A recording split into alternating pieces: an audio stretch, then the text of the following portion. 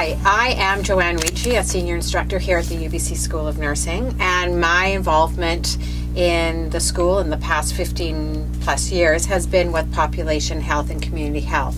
Hello, my name is Ranjit, Dhari, and I'm part of the UBC School of Nursing faculty. I help to teach the N236 course with Joanne Ricci, Nursing in Practice of Communities with Population and Communities. I'm going to be talking about a policy video with you and giving you some questions to reflect on as you watch this video. This session is going to talk about healthy public policy. Healthy public policy is one of the aspects of the wheel of intervention, which you have all been introduced to, and healthy public policy is also one of the four main strategies that Vancouver Coastal Health have indicated as part of a strategy to make our populations healthy. At the end of this module, you will hopefully have a better understanding of what public policy is, what healthy public policy is, be able to do some compare and contrast between the different policies, and outline some of the political process involvement in developing a healthy public policy. It will also help you understand the public health nurse's role in the process of developing a healthy public policy. We have also included components of leadership, partnership, advocacy, and policy development. These aspects and concepts have been talked about throughout some of your other courses and thread courses, and it's important because there's very much overlapping between these four concepts, and so we thought that it would be a good idea to encompass them all in one module so that you're not getting overlap throughout the program. These four concepts will really help population health promotion move forward in the political process.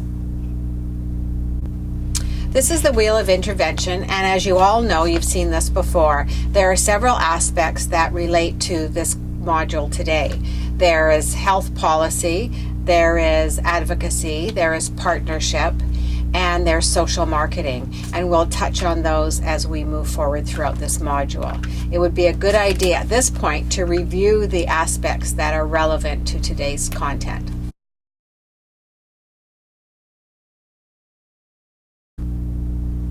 So the first policy we're going to look at is the basic one. What is a policy?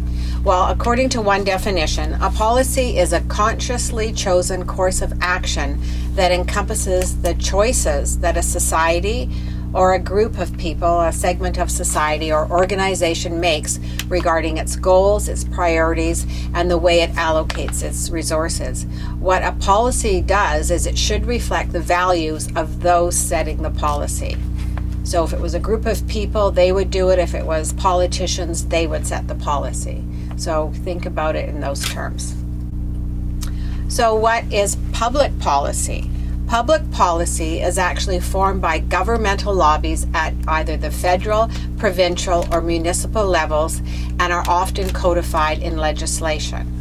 So right now, if we want to think of some examples, we have at this point in Vancouver Metro a water shortage. So there is a municipal policy for water restrictions, and individuals can only water their lawn even numbers on Monday and odd numbers on Thursdays. So that in fact is a public policy codified in a legislation, and should individuals be caught not abiding by that policy, there is a fine that can be incurred.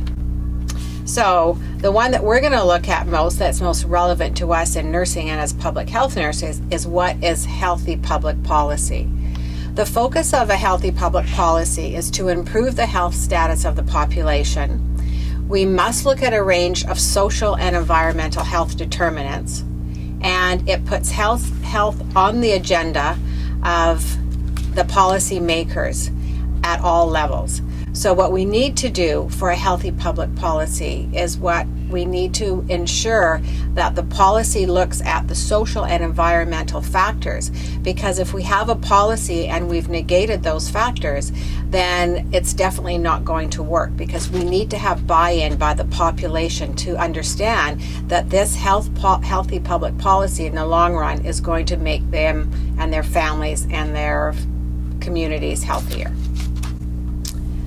So what we look at, this is health promotion goes beyond health care. It puts health on the agenda of the policymakers in all sectors and at all levels, directing them to be aware of the health consequences of their decisions and to accept the responsibility for health.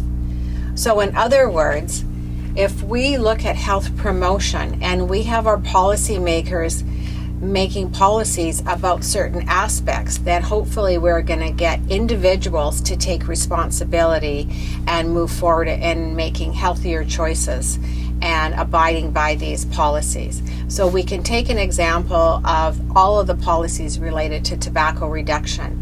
We can look at, you have to be over the age of 19 to sell cigarettes. Stores can no longer have them visible.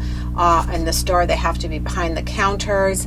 You can only smoke 6 meters, I think it is, from a doorway. No smoking on beaches anymore, public parks. So those are policies that are on the agenda of our policymakers. So it's hopefully making the health consequences important so that we're moving our population towards a healthier way of living. So this slide looks at the characteristics of a healthy public policy. So if we're going to look at a healthy public policy, it's important to look at these specific areas. One is consistency with the principles of primary health care. The second one is looking at the determinants of health, as we talked about.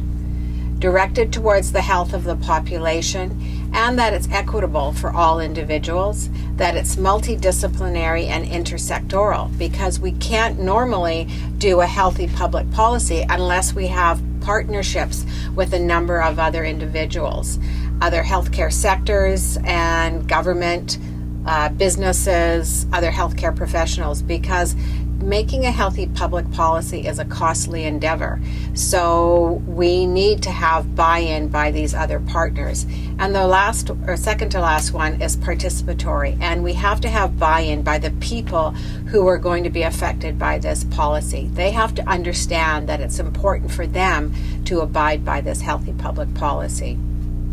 And the last one, but not least, is uses information that is population-based and reflects health outcomes. So we have to have, like anything we do in nursing, evidence-based practice.